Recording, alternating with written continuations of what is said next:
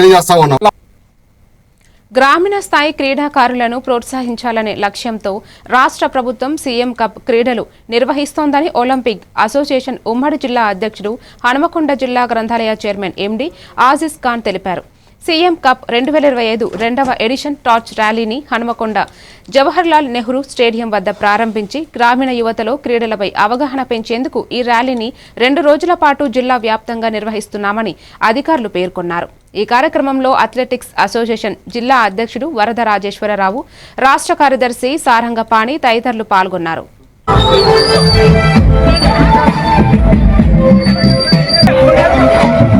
అందరికీ తెలుసు, ప్రతి సంవత్సరం రాష్ట్ర వ్యాప్తంగా ప్రతిష్టాత్మకంగా తీసుకున్నటువంటి చీఫ్ మినిస్టర్ ప్రోగ్రామ్ను ఏదో మూకమ్మడిగా కుటుంబంగా కాకుండా ప్రతిష్టాత్మక కార్యక్రమం తీసుకున్నప్పుడు ప్రతిష్టాత్మక కార్యక్రమంలో మహారాజు గారు వచ్చే అవకాశం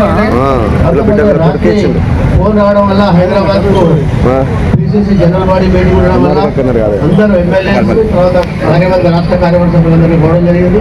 కాబట్టి వారి మెసేజ్ కూడా